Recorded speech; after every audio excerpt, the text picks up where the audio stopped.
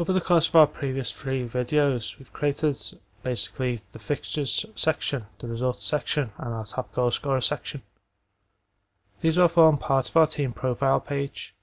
However, the versions that we've created, for example the upcoming fixtures, is based on the information for every single team, not just for the specific team that we're looking to create a profile for. On our team profile page, we also have a unique section which displays information specific to that team, such as its ground capacity, its manager, things like that. And so through today's video, we're going to create this section but dynamically by filtering the results that we get in our current fixtures results and top goal scorer sections, as well as creating a new section specific for our team. Before we go any further, however, I do want to display the fact that I have updated the database. Row 1 now actually has a team crest pointing on a local location, and that location is in the public folder under images, and then team logo. And as you can see on the right, it's just a very simple team logo image. This is just so that when we're testing out our functionality, we can test that it is actually working, because all of these other team crest locations are not actually locations at all. These are just dummy data. So in order to gather all of the information that's going to go into this first section, we're going to create a new view. And so we're going to include in that view the team name, the team manager, the team contact number,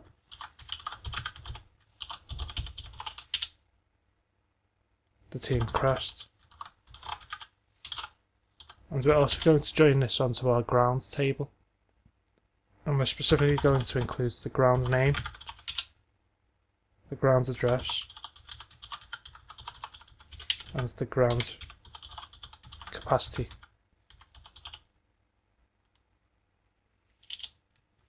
And we're going to get that information from our team table interjoined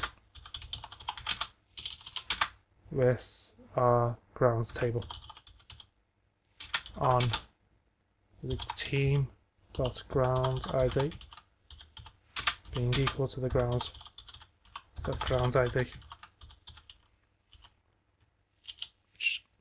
And we obviously made a spelling mistake there. So this is going to give us a result which looks like this, which is all of the information that's going to go in our first section.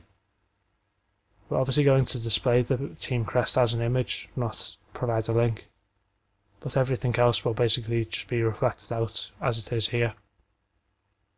So to do that, we're going to create a view which we're going to call team profile. Now when we select all from team profile,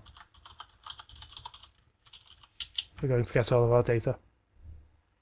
So I've just gone ahead and opened up the team model, the team controller, and the team view. Within the team controller, in our index page, we're going to create a new variable within our view. So this view, and we're going to call it team data is equal to this model get team data. Now we're also going to do something interesting here. When we want to actually get a specific team's data, we need to actually pass some information across. Otherwise the system's not going to know which team's data we actually want.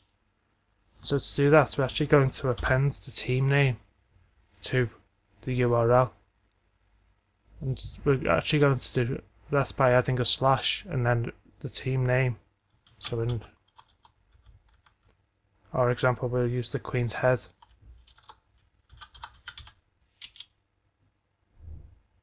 Now we haven't created this yet, so we're going to get this error message because we haven't created the team data method. But this is going to eventually take this variable and actually search for the information relevant to this variable from our database. So let's do that now. So in our model we need to create our get team data.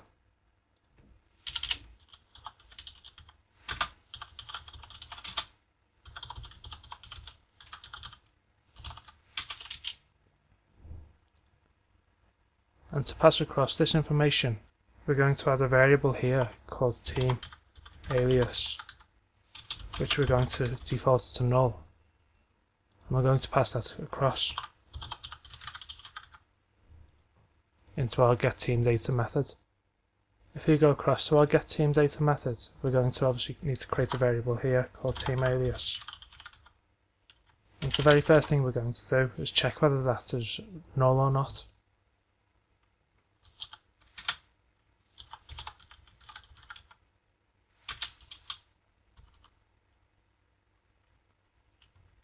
In fact, we need to check whether it's null, not whether it's empty string.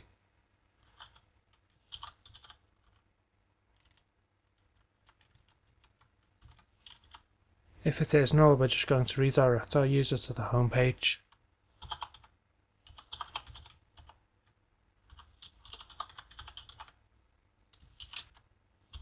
Because if the user doesn't specify which team they're looking for the profile for, there's no way that we can guess. So everything after this if statement, we're going to assume that we do have some data. We can also put some other things in here. So for example, we can check whether the team alias is set but it's an empty string.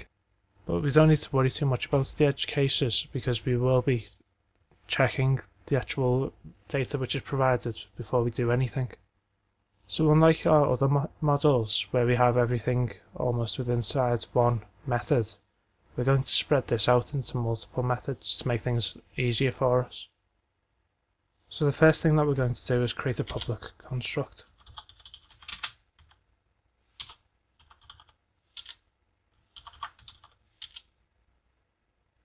And we're going to set this DB to a new database.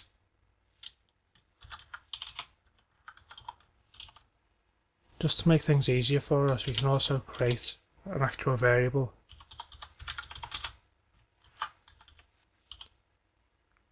which we can refer to, and it will allow us to use autocomplete a little easier. Basically, every single time that we connect to this model, we're going to want to create a database instance.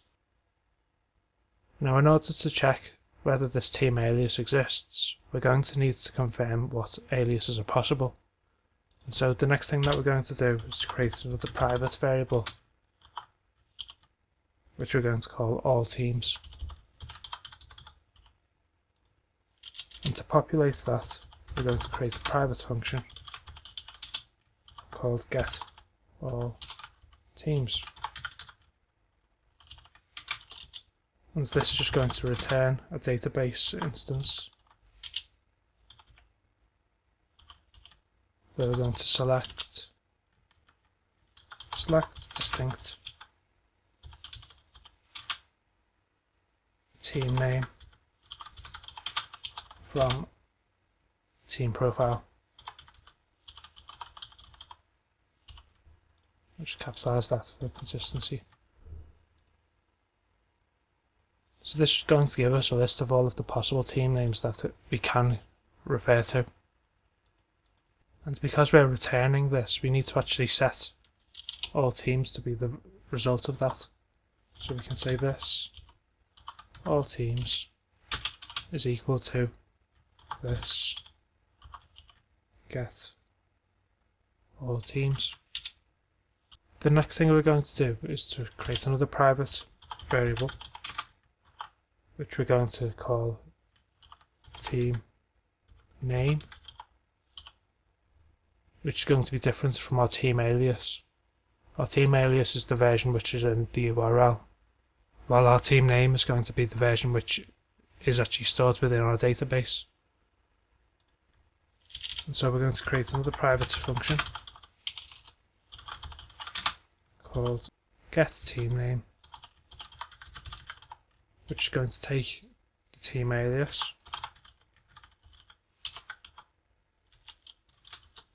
And what we're going to do is we're basically going to loop through all of the teams listed in all teams, check whether our version in the team alias matches up with any of them, and if it does, we're going to return the version from our database. You will notice that our version in our URL has the %20 instead of a space, because it's URL encoded, and so that's something that we're going to have to factor in. So to begin with, I'll just create the for loop.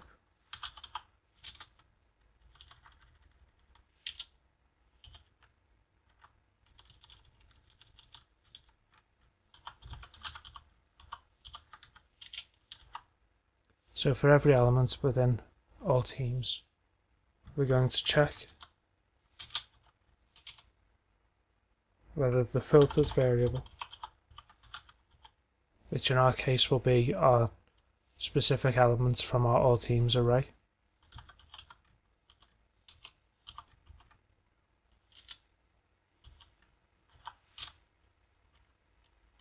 which is also called team name, filtered using the filter sanitize URL, and we're going to compare that to the team alias value. Now the reason we're doing this this conversion to actually sanitize the information from our database is simply because in our Bootstrap, when we're actually getting this information from the URL field, we actually sanitize it here. And so if we don't do this, it won't be an exact match. If it's not an exact match, it obviously won't return a result. So in the instance that something is identified as matching, we're just going to return the value from the database. If it gets to the entire array and doesn't return anything, we're just going to return null. And so to actually call this, we're going to set this team name, to this, get the team name, and we pass across the team alias. So now we have our team alias, hopefully. And so the next thing that we're going to do is to actually run a SQL command to return the relevant data for this team. So we're going to return this db select, and we're going to select everything from team profile where team name is equal to this underscore team name. And because this team name could have spaces in, we're going to wrap that inside apostrophes, which will allow us to use our spaces without any further modifications. So if we come across to our view now, and we actually try to output that data that we should hopefully have retrieved, to our dump this team data,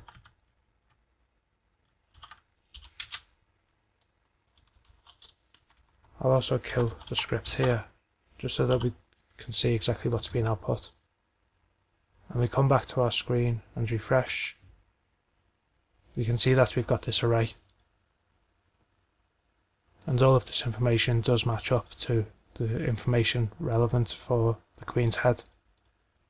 This obviously works with others as well, so if we change it to black horse, you need to do black %20 horse, and everything comes back matching that information. if we have nothing in here, we're going to get this error message because our redirect function is actually associated with the view, and that's because redirect should be header. So if we refresh this now, it will redirect us to our home page. Now we actually want this to happen as well if there's no team name, and so we can just copy and paste that up there, because if the script ever reaches this point, there's obviously some sort of typing mistake, a spelling mistake or something like that, and we're not going to handle that within our program. So this way, if we typed black horses, it will redirect us. Like with our other pages, we're going to actually use a custom element to display our page.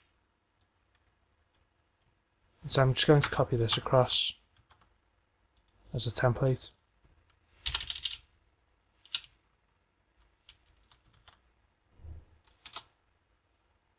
So we're going to create a new element called team profile.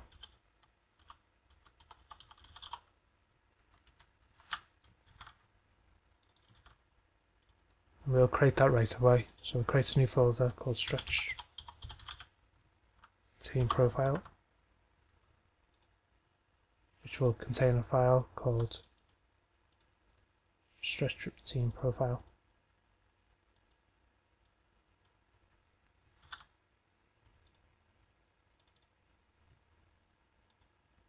We're going to rename our element to stretch team profile, as you would expect.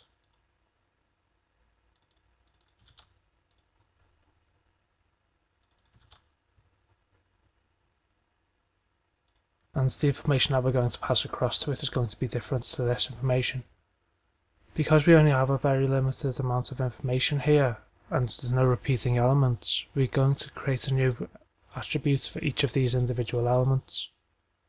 So we can remove our loop.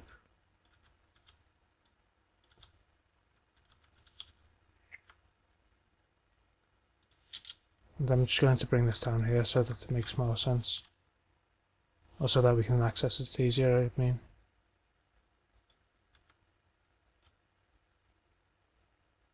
So if we actually look at our structure of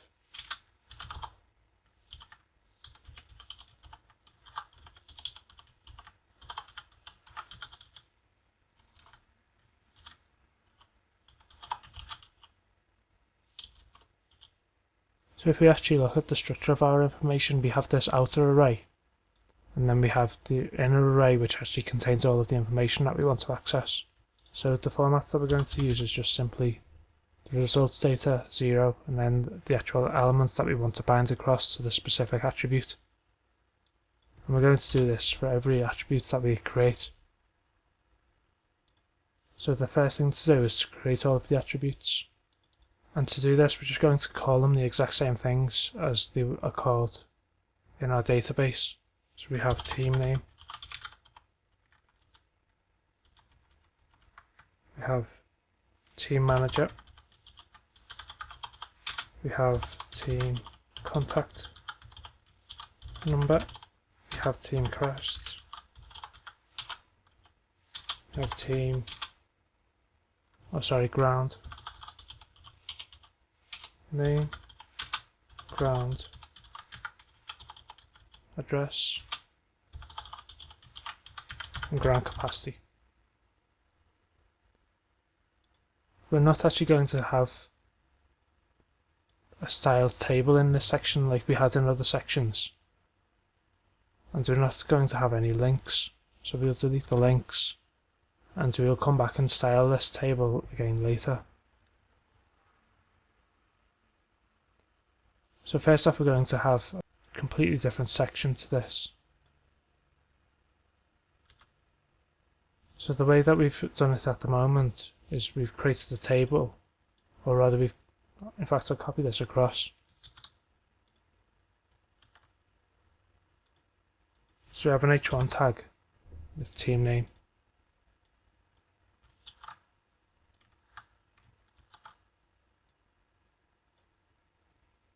So all we need to do is to replace that with our reference to our attribute. We then have a team logo. Our source is going to be team crest. We're also going to have an alternative description of the team name and then the word logo. So this will be, for example, Queen's Head logo. We then have a table for all of our sections that we're going to display information on. So we have our team manager, we have our team contact number, we have our ground name,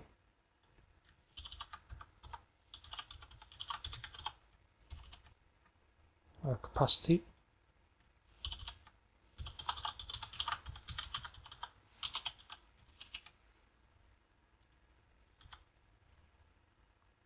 and our ground address.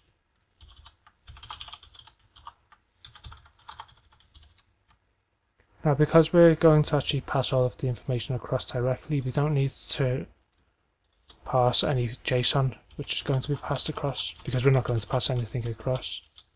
So we can basically just close that object up.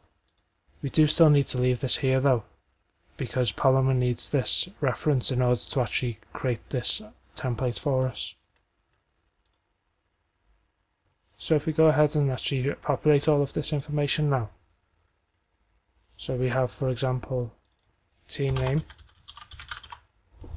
and we're going to use the team name reference. We're going to have the team manager,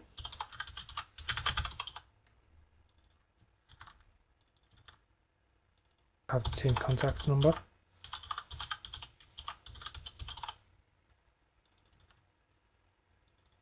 and we're going to have the team crest.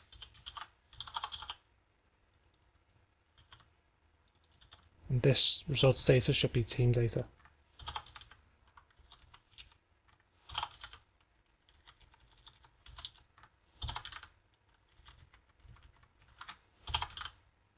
We then have our grounds data, which will be grounds name,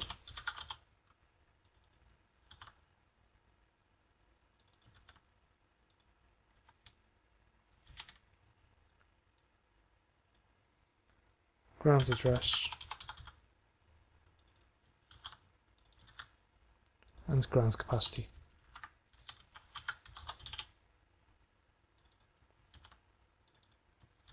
So if we remove this line here, which is currently displaying a bar dump, and refresh our page, we can see that we've got our information displaying properly for us. Again, we have the same problems that we had when we first created our template, in that the logo needs to be to the left, and this table needs to be properly stylized. So we can go back and do that now. So if we go across to our main style sheet,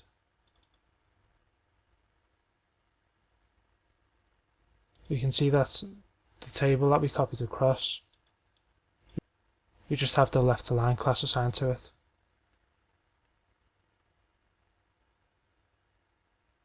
So we copy the left align class over to here. I'll remove all of the table data elements because we don't have a table data style in here. Next up we have the team logo, which is set to 150 pixels. And so I'll copy that across as well. And that should be it. So if we refresh again now, we get our actual page displayed properly for us. The logo isn't actually linking properly though, so if we inspect this element, we can see that it's linking to this fictional address. So if we change this back to Queen's Head, we can see our team logo is properly displayed. It is, however, overlapping outside of the paper shadow element, and so we need to assign a clear fix in here as well. So to add our clear fix in our style itself at the very bottom, after our table, we're going to create a span which will have the class of ClearFix. We don't have a ClearFix class at the moment, so we can go ahead and create that. And so I'm just going to paste across some ClearFix code, which is going to hide the elements for us, as well as making sure that our paper shadow element is going to be the right size. So if we refresh again now, we can see that it has resized our paper shadow section for us. So we can go ahead and delete this first element.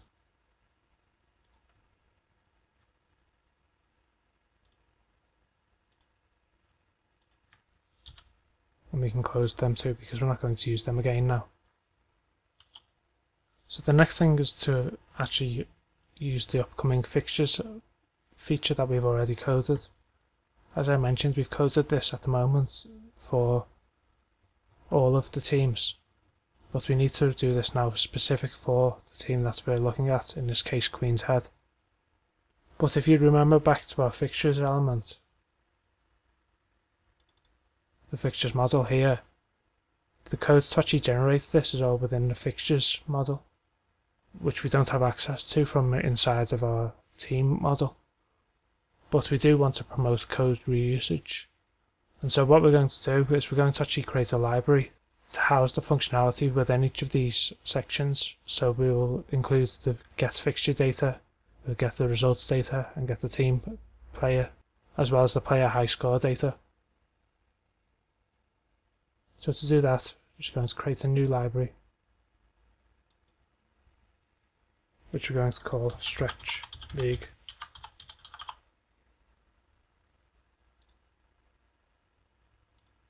Like all libraries, you would expect to see the actual class name being instantiated, which we obviously need to do here.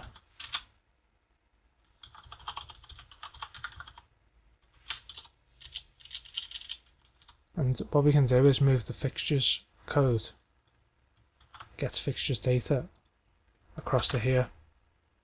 Now we obviously want to replace this, but we want to still have access to the functionality, so we can delete this and we can create a new instance of our Stretch League.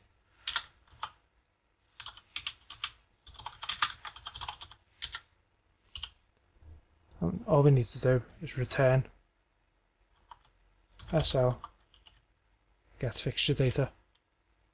So if we go back across to our fixtures page now, we can see that it's going to work properly still, but the actual code is actually located in a different place. We can do the same with our results page. So we're going to copy all of this across to our Stretch League. We're going to instantiate our Stretch League again.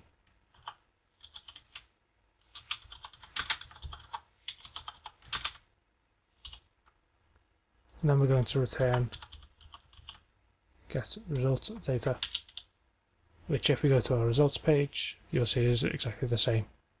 We need to do the exact same thing as well for our player data. At the moment we're just getting all of the player data, but we still want to promote code reusage. And so we're just going to create a new instance of the Stretch League and return. We need to place this across just so our autocomplete works. And so as you can see, the top goal scorer section also works properly too.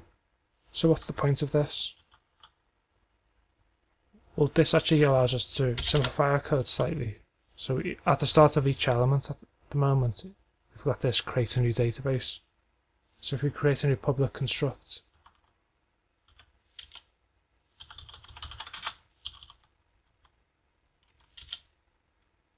and we move our create a new database across to there,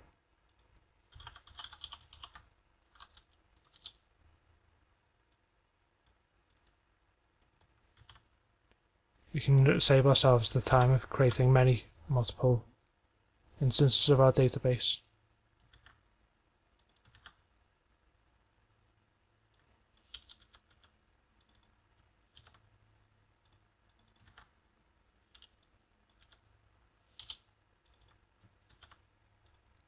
which again still works correctly as you would intend.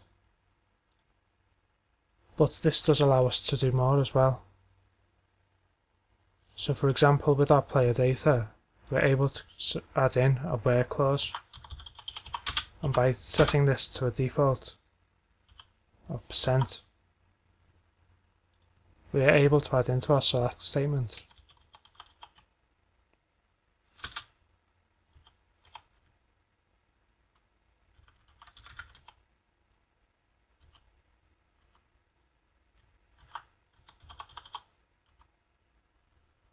a where condition. Now because this is defaulted to percentage, if we don't specify any information, it's still going to work exactly the same as it would. So we can go back and refresh this page, and so now we've got the exact same functionality, but we're able to add in our conditional where clauses, which means that on our team page we are able to basically create a new instance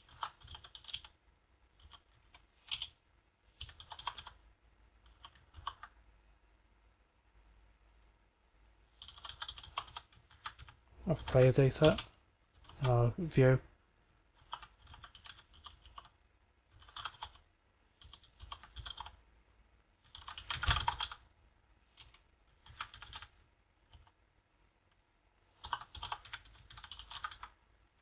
And we're going to pass across the team alias, although we don't really need to,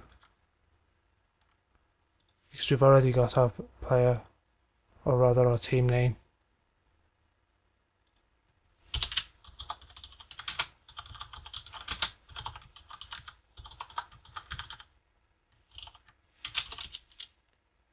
And so we can create a new instance of our stretch league.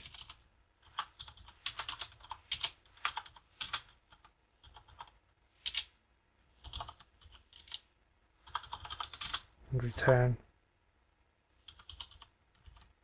get player data. But instead of having the % as our default, we're going to specify the team name, which will limit this for us. So if we go back to our index page, what we can do is we can basically copy across the team profile actual element from our player section.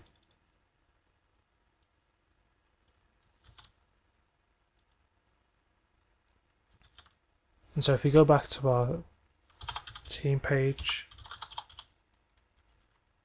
to the Queen's Head, and we paste in our new element, we can see that we've got our information specific for our new team. This obviously omits every other player who's not a member of this team, which means that we can basically delete this top goal scorer section now.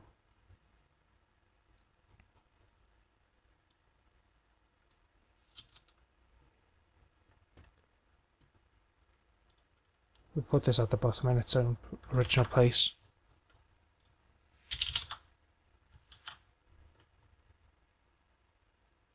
So next up we have our upcoming fixtures. We can do the exact same thing with that. So if we go across to our controller,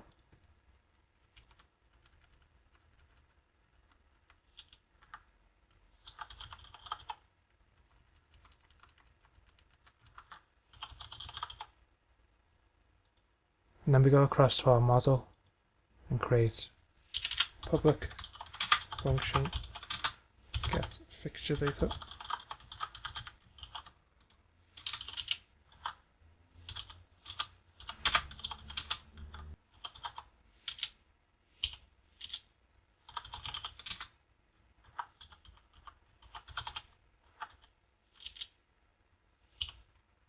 Now we haven't actually updated our function to be able to handle this yet. So if we go across and update this, and we set it to % again. Now we already have a where condition here, but to make it easier, we can just select distinct fixture from date, where team name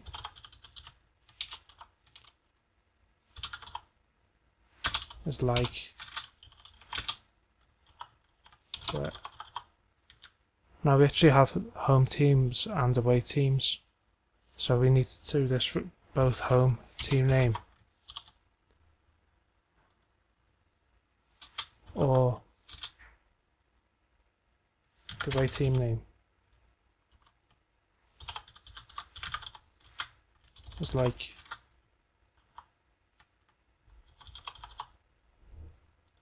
so now we're only going to get the fixtures for where this team is actually taking place. And again, we need to include apostrophes on either side of this because we can have spaces. So if we go across to our fixtures and copy across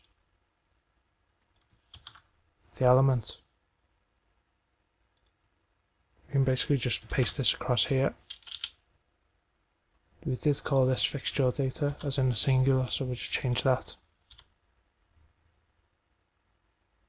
In fact, I'll change it here so that we have consistency. We also need to close our loop off.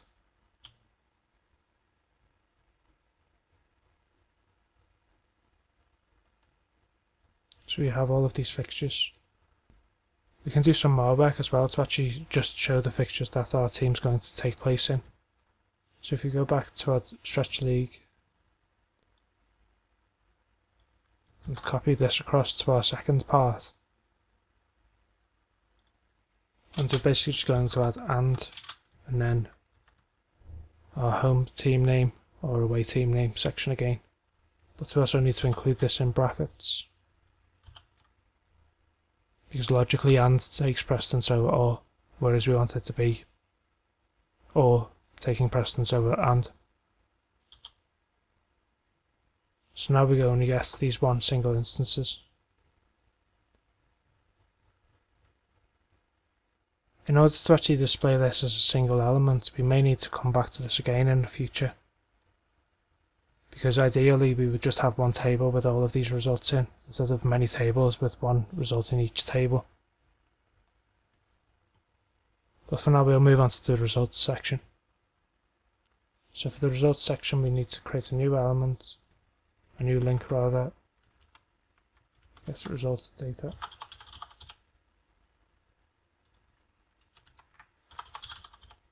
And then if we create our new elements within our model,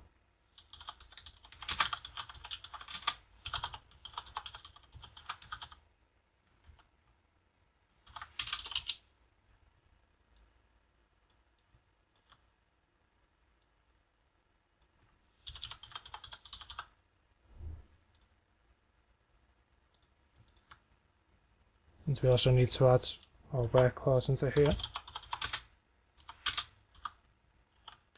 And like up here, we need to do this both at the top here when we're selecting our teams,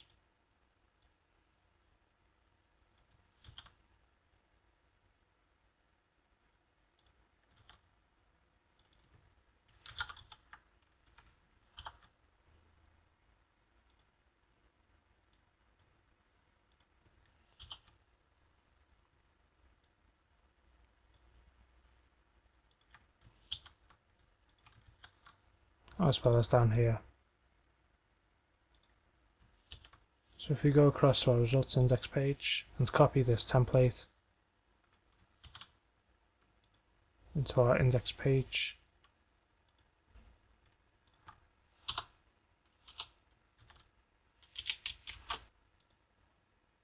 it should be results multiple, to make sure that it matches up with this. And if we go back to our page and refresh for the final time, you can see that we have our results. As I say, I'm not entirely happy that each of these elements is currently within its own table, and so I'll go back now and create custom elements to display these sections properly. So what I'm going to do for the fixture, I'm going to basically copy this entire folder across. I'm going to rename this stretch fixture profile.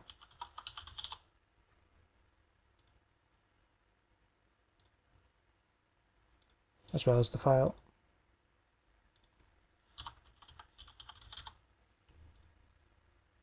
And these are the elements that we're going to use in our table for our profile page.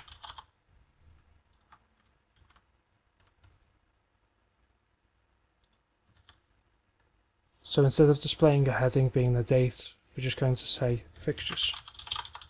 And then in our table, we're also going to display fixture date. And we'll add another column here. And if we link across to it from here,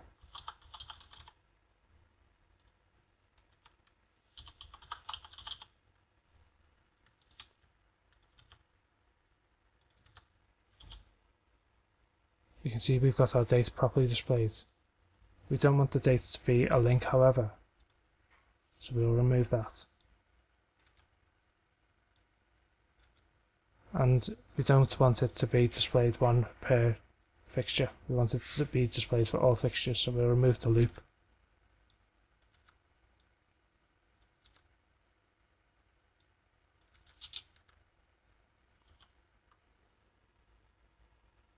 And again, we've removed this heading, so we don't need to have that anymore.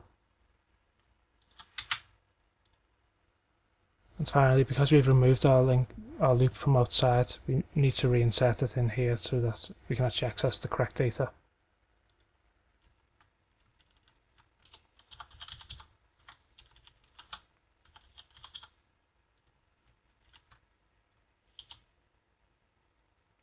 Which will display all of the fixtures for us properly.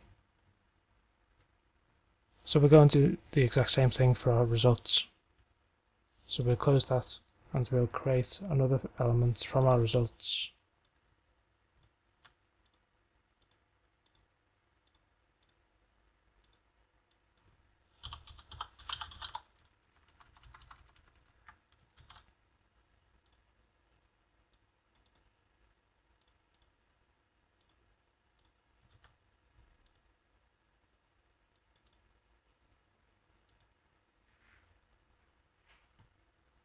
So we're going to append result, result, result, result. We're not going to have a header, so we'll remove that just like we did with our fixtures,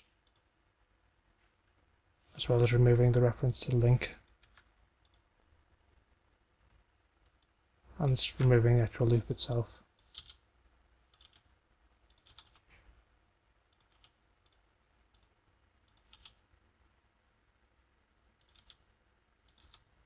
And then within the element itself, you can remove the heading, change the heading here, or here rather, to results.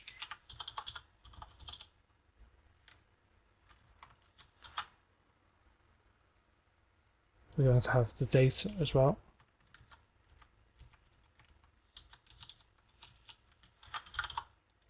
Going to have another element which is not going to be a link.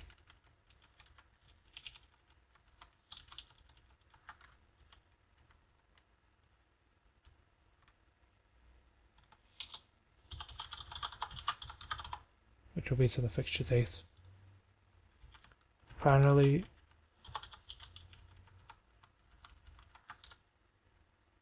we reinsert our loop and add profile there as well. And of course we need to change the name of the elements up here to profile as well. So we have our fixtures, we have our results, and then we have our goal scorers. So the last thing we're going to do in this section is to change all of these links so that they actually link to the correct page, i.e. the profile page for the relevant team. So to do that, all we need to do is change the link here to team index and then the corresponding team name. So in this case that'll be the home team. And when we do this, because we're just using URL encoding, it's automatically going to encode it for us. So if we go back and refresh our page now, so if we scroll down to our results page where we've just changed this, we can see that if we click on this in the bottom left corner, it's changed to team index red line, and if we click it, it will take us to the correct page. So we're going to do that for the other sections as well.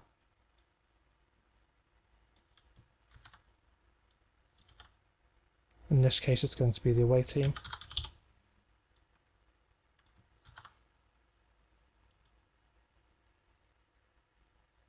In our results page, we're also going to make this change.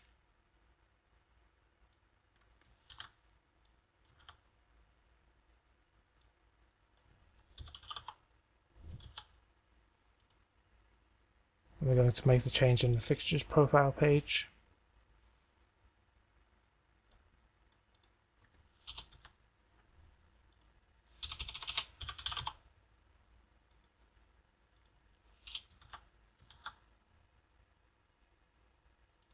As well as the normal fixtures page.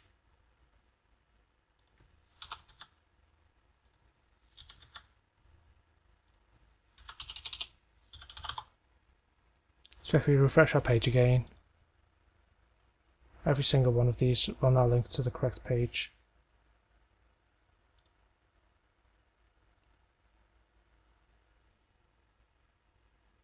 And of course in the fixtures pages, the R should be replaced with an F.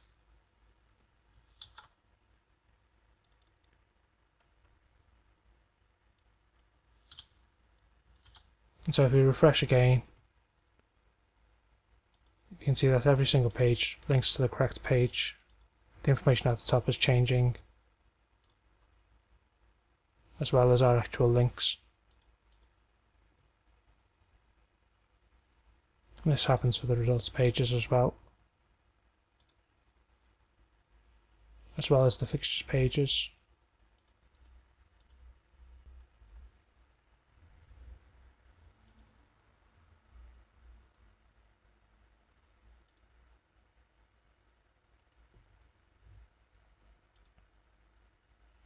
And the results pages.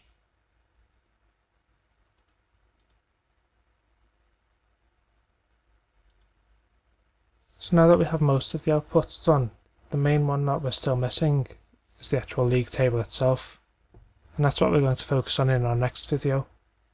So make sure that you're subscribed so that you don't miss out. So if we refresh again, we get all of our output correctly formatted. So at the top here we have the current positions as at. So I'll delete this table and then we'll add this line back in.